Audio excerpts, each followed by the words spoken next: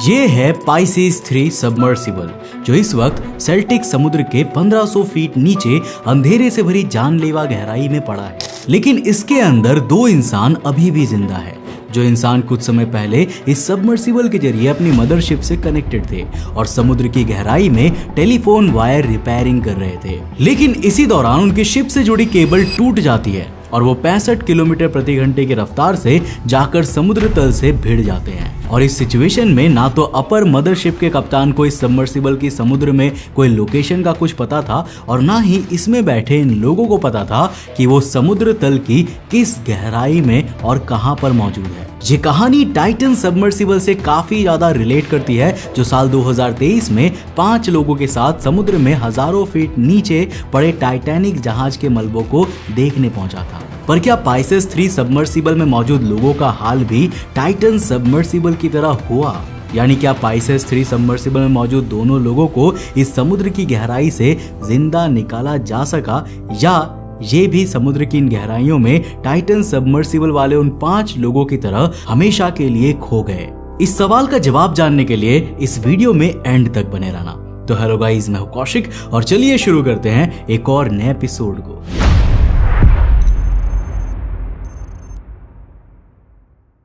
साल 2023 पूरी दुनिया की नजरें टिकी थी अटलांटिक महासागर के इस छोटे से हिस्से पर, जहां कुछ ऐसा हो रहा था जो एक साईफाई हॉरर फिल्म जैसा लग रहा था। एक बेहद छोटी सी सबमर्सिबल टाइटन जो टाइटैनिक के मलबे तक जाने के मिशन पर निकली थी, अचानक दुनिया भर के न्यूज चैनल्स की हेडलाइन बन जाती है। A public hearing into the Titan submersible disaster has... The US Coast Guard has expanded the search area in the hunt for the submersible that went missing. And that's then strapped to the outside of the submersible. इस submersible में 5 लोग थे और अंदाजा लगाया जा रहा था कि ये सभी लोग 10,000 फीट नीचे बर्फ जैसे ठंडे अंधेरे में फंसे हुए हैं। एक ऐसी गहराई जहां ना रोशनी पहुंचती है और ना ही उम्मीद।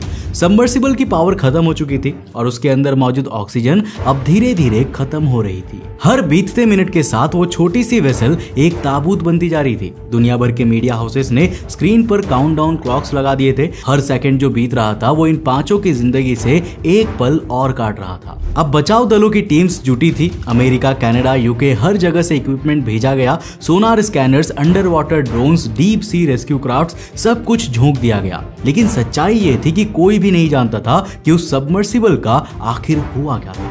क्या वो अभी भी ठीक थी? वो 5 लोग जिंदा थे या नहीं? हर एक्सपर्ट टीवी पर आकर एक ही बात कह रहा था कि ये रेस्क्यू मिशन लगभग नामुमकिन है। और जब 5वें दिन वो घड़ी भी आ पहुंची जब उम्मीद की आखिरी सांस भी टूटने वाली थी, एक रिमोटली ऑपरेटेड कैमरा ने उस जगह को स्कैन किया जहां टाइटन होने की संभावना थी। स्क्रीन पर जो दिखा वो किसी बुरे सपने से कम नहीं था। टाइटन अब अस्तित्व में ही नहीं था। उसके टुकड़े ओशियन फ्लोर पर बिखरे हुए थे। अनुमान लगाया गया कि सबमर्सिबल डिसेंट के दौरान ही एक कैटास्ट्रोफिक इम्प्लोजन का शिकार हो चुकी थी। यानी पानी का अत्यधिक दबाव इतना ज्यादा था कि पूरा वेसल कुछ ही मिली सेकेंड्स में अंदर से फट गया। अंदर बैठे किसी इंसान को पता भी नहीं चला होगा कि कब मौत आई और कब सब कुछ खत्म हो गया। इस रहस्यमयी अंत ने सबको झकझोर दिया। एक हाईटेक मॉडर्न डे मिशन जो टूरिज्म और एडवेंचर का प्रतीक था, अचानक एक डरावनी त्रासदी में बदल गया। लेकिन इस कहानी का सबसे डरावना हिस्सा ये था, टाइटन का सफर आखिरी नहीं था, क्योंकि समुद्र की गहराइयों में ऐसी तबाही पहले भी हो चुकी थी। एक ऐसा हादसा जो टाइटन से भी कहीं ज्यादा खौफनाक था, पर फर्क सिर्फ इतना था कि उसमें लोग जिंदा थे। साल था 1973। हादसा हुआ था एक दूसरे सबमर्सिबल पाइसेस 3 के साथ और इसकी कहानी आज भी समुद्र के सीने में दबी हुई है। ये वो समय था जब डीप सी टेक्नोलॉजी अभी विकसित ही हो रही थी।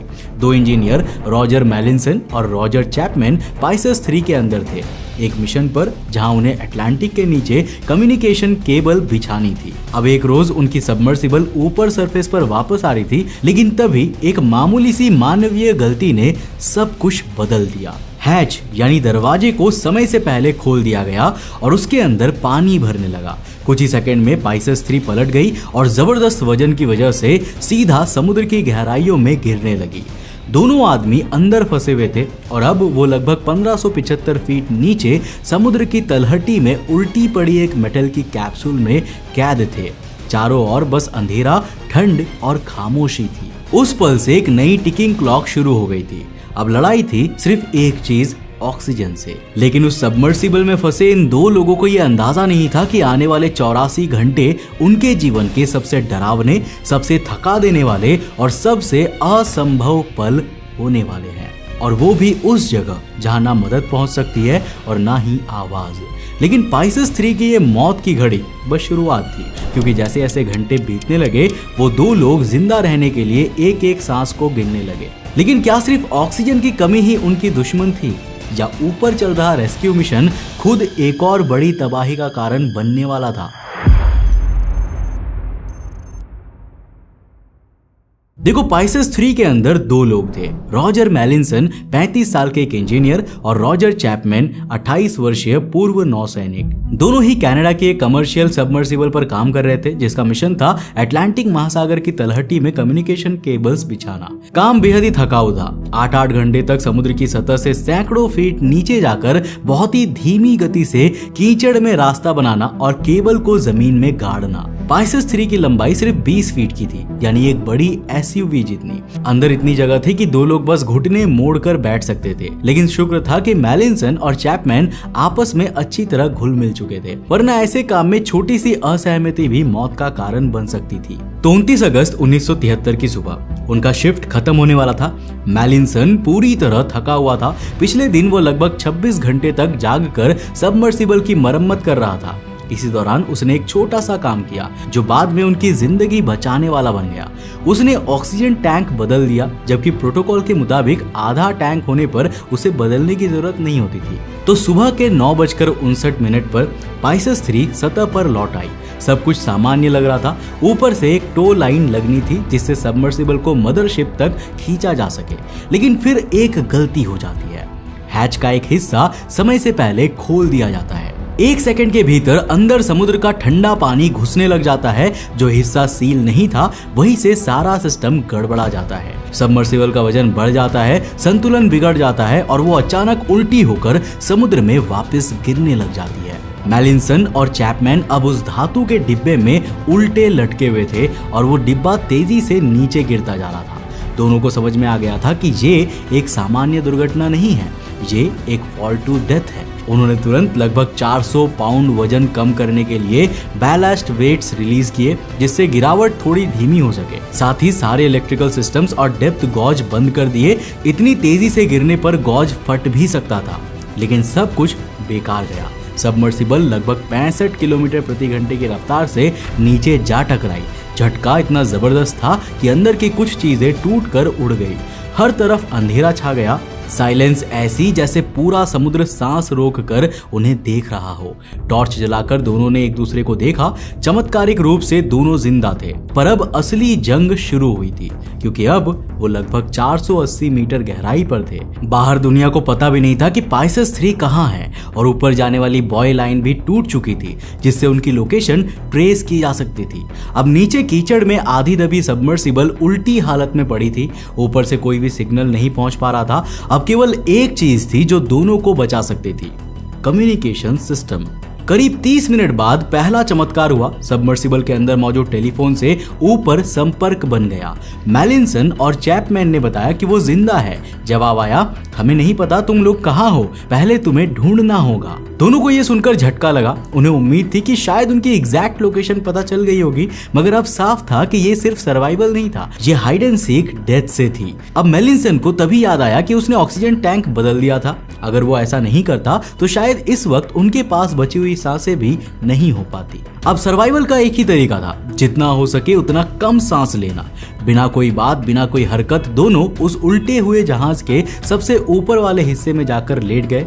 बस आंखें बंद करके धीरे धीरे सांस लेते रहे। हर 30-40 मिनट पर एक एग टाइमर बजता जो बताता कि अब लिथियम हाइड्रोक्साइड फैन को चालू करना है ताकि कार्बन डाइऑक्साइड बाहर निकाली जा सके। लेकिन फैन बार बार चालू करने से बैटरी खत्म हो सकती थी, इसलिए हर बार वो अलार्म बजने पर कुछ देर इंतजार करते थे। इस बीच उनके चारों ओर कंडेंसेशन जमा होनी शुरू हो गई थी। दीवारों पर पानी की बूंदें बनी जिन्हें वो दोनों धीरे धीरे चाट कर मुंह गीला करते थे। खाना बस एक चीज, सैंडविच और एक कैन नींबू पानी। इतना कम सामान और इतनी लंबी रात, लेकिन ये सब तो बस शुरुआत थी। ऊपर दुनिया भर से बचाव दल आ रहे थे। पाइसेस 2 और पाइसेस 5 जैसे जहाज रवाना हो चुके थे, लेकिन नीचे समुद्र के अंदर वो 2 लोग जिंदा हर मिनट मौत से नजदीक होते जा रहे थे। और एक ऐसा मोड़ आने वाला था जहां टेक्नोलॉजी भी हिम्मत हारने लगी थी। पाइसेस 3 अब अटलांटिक की गहराई में उल्टी पड़ी थी। अंदर 2 इंसान, मैलिंसन और चैपमैन, जिंदगी से लड़ रहे थे, हर सांस गिनते हुए। ऑक्सीजन लिमिटेड थी, बैटरी लिमिटेड थी और वक्त वो तो जैसे एक रेत घड़ी की तरह हर पल हाथ से फिसलती जा रही थी। बचाव दल अब हरकत में था, लेकिन सबसे बड़ा संकट ये था, उन्हें नहीं पता था कि पाइसेस 3 समुद्र में कहां गिरी है। ऊपर से जो बॉय लाइन उसे सरफेस से जोड़ती थी वो गिरते वक्त ही टूट गई थी, और सबमर्सिबल जिस जगह पर जाकर रुकी थी ना, वो एक गहरी गली थी, कीचड़ और सेडिमेंट से आधी दबी हुई। सोनार से ट्रेस करना भी आसान नहीं था, लेकिन सौभाग्य से अंदर का कम्युनिकेशन सिस्टम अभी भी काम कर रहा था। मैलिंसन और चैपमैन सरफेस टीम से जुड़े हुए थे। जैसे ही उन्होंने बताया कि वे दोनों जिंदा है, ऊपर की टीम ने उन्हें एक बात साफ कर दी, हमें अभी तक पता नहीं है कि तुम लोग कहाँ हो, पहले तुम्हें ढूंढना होगा। अब अंदर फंसे दोनों लोगों के पास सिर्फ एक ही काम था, जितना हो सके ऑक्सीजन को बचाना, और इसके लिए उन्हें करना था कुछ नहीं, बिल्कुल शांति, कोई भी मूवमेंट नहीं, कोई भी बात नहीं, बस लेटे रहना, सांसें धीमी करना और वक्त को गुजरते हुए देखना। हर 40 मिनट बाद एग टाइमर बजता, तब जाकर कार्बन डाइऑक्साइड हटाने के लिए लिथियम हाइड्रोक्साइड का फैन कुछ देर के लिए चालू किया था, लेकिन जरूरत से ज्यादा चलाने पर बैटरी खत्म हो सकती थी, और वो उनकी आखिरी मदद थी। बाहर रेस्क्यू टीम ने पाइसेस 2 को वापस बुलाया, जो एक सिस्टर सबमर्सिबल थी। उसके साथ पाइसेस 5 भी भेजा गया और एक और हथियार कर्व 3, उस नेवी की डीप सी रेस्क्यू सबमर्सिबल भी रवाना हुई, कैनेडियन कोस्ट गार्ड के जहाज के साथ। इस बीच पाइसेस 3 के अंदर हालात बद से बदतर होते जा रहे थे। ऑक्सीजन धीरे धीरे कम हो रही थी, खाना नाम मात्र, एक चीज सैंडविच और एक कैन नींबू पानी। दोनों ने तय किया कि जब तक जरूरत ना हो तब तक खाना पीना नहीं करेंगे, मगर शरीर को नमी चाहिए थी, और वो मिल रही थी सिर्फ दीवारों पर जमी बूंदों से। जब भी काफी कंडेंसेशन जमा होती, वे दीवारें चाटकर मुंह गीला कर लेते, बस इतनी मात्र कि गला सूखने से बचा रहे। धीरे धीरे उनका शरीर सुस्त होता जा रहा था। कार्बन डाइऑक्साइड का स्तर बढ़ने से सर भारी लगने लगा। कभी कभी वे एक दूसरे के हाथ पकड़ते, बस ये जताने के लिए कि मैं जिंदा हूँ, तू भी रह। इस बीच चैपमैन का ध्यान अपनी पत्नी पर गया। उसकी हाल ही में शादी हुई थी, लेकिन बच्चे नहीं थे। मैलिंसन की हालात उससे भी ज्यादा नाजुक थी। वो 4 बच्चों का पिता था। उसके मन में बार बार एक ही सवाल घूम रहा था, अगर मैं नहीं लौटा तो मेरे बच्चे किसके साथ बड़े होंगे। इन विचारों के बीच एक राहत भरी कॉल आई। जहाज क्वीन एलिजाबेथ II के क्रू ने पाइसेस 3 में फंसे लोगों को शुभकामनाएं भेजी। पहले लगा खुद ब्रिटेन की रानी ने संदेश भेजा है, मगर बाद में पता चला कि वो दरअसल एक पैसेंजर जहाज है। ऊपर से मैसेज आया, सॉरी बॉयज, रॉन्ग लेडी। मगर वो मजाक भी उस वक्त थोड़ी राहत जैसा लगा। 31 अगस्त की सुबह रेस्क्यू शिप्स वहां पर पहुंचना शुरू हो गए। पाइसेस 2 और पाइसेस 5 दोनों रेडी थे। कर्व 3 भी अभी सीन पर था, मगर मुश्किलें यहीं पर खत्म नहीं हुई। पाइसेस 2 को नीचे भेजा गया, लेकिन उसकी रस्सी टूट गई और उसे वापस लाना पड़ा। पाइसेस 5 नीचे गया, लेकिन बैटरी खत्म हो गई। कर्व 3 को पावर्ड किया गया, लेकिन उसमें इलेक्ट्रिकल फॉल्ट आ गया। पाइसेस 2 जैसे तैसे दोबारा लॉन्च हुआ, मगर उसमें पानी भरने लगा और उसे फिर वापस से लौटना पड़ा। हर एक रेस्क्यू कोशिश यहाँ पर फेल हो रही थी। अब बची थी सिर्फ उम्मीद और 18 घंटे की ऑक्सीजन। उस वक्त किसी ने एक अजीब सा आइडिया दिया। ऊपर से कॉल किया गया और कहा गया, गाना गाओ ताकि सोनार तुम्हारी आवाज पकड़ सके। और फिर चैपमैन ने अंधेरे में बैठे गाना गाना शुरू किया। एक के बाद एक गाना गाता गया, बस इस उम्मीद में कि नीचे कहीं सोनार से उस धुन को सुना जाए। और चमत्कार हुआ। पाइसेस 5 जो दोबारा लॉन्च हुआ था, पाइसेस 3 के पास पहुंच गया था।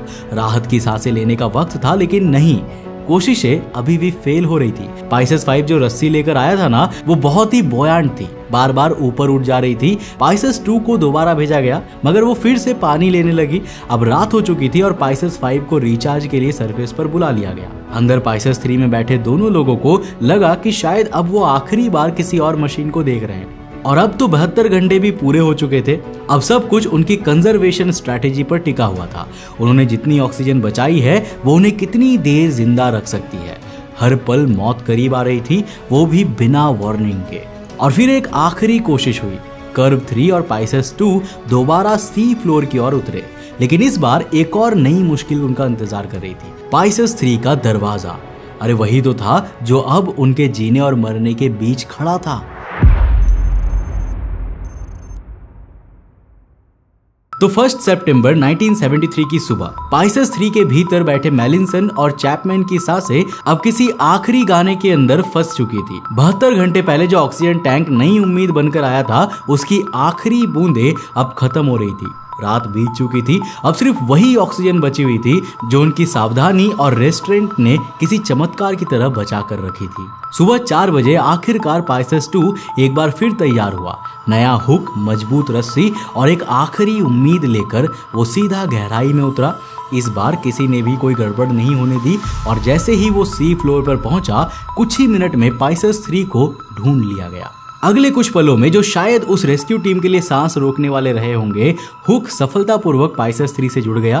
पहली बार ऐसा लग रहा था जैसे शायद अब कहानी का अंत जिंदा इंसानों के साथ होगा, लाशों के साथ नहीं। करीब 10 बजे कर्व 3 भी नीचे उतरा और विद इन 1 आवर उसका हुक भी पाइसेस 3 से अटैच हो गया। अब दोनों सबमर्सिबल ने एक साथ पाइसेस 3 को खींचना शुरू किया। अंदर बैठे दोनों लोगों को जैसे पहली बार किसी रेस्क्यू की पुष्टि मिली और इतने दिनों से बचाकर रखी गई वो आखिरी चीज निकाली गई, एक चीज सैंडविच और एक कैन नींबू पानी। दोनों ने आधा आधा खाया पिया जैसे कोई विक्ट्री मील हो। मगर तभी एक चिंता उठी।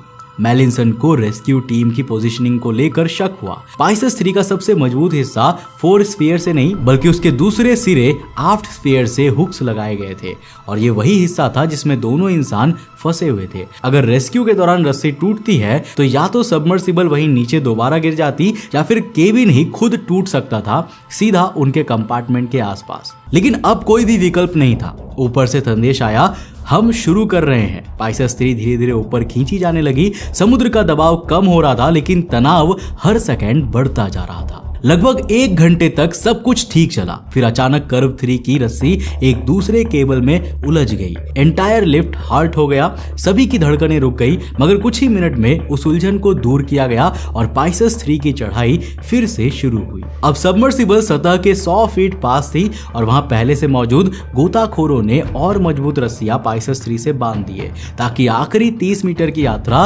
स्थिर हो सके। दोपहर के 1:17 पर पाइसेस 3 आखिरकार सरफेस पर आ गई। 83 घंटे की घातक घुटन, अंधेरे, भूख और एक के बाद एक टेक्निकल फेलियर के बाद अब दोनों इंसान समुद्र की सतह पर आ गए थे।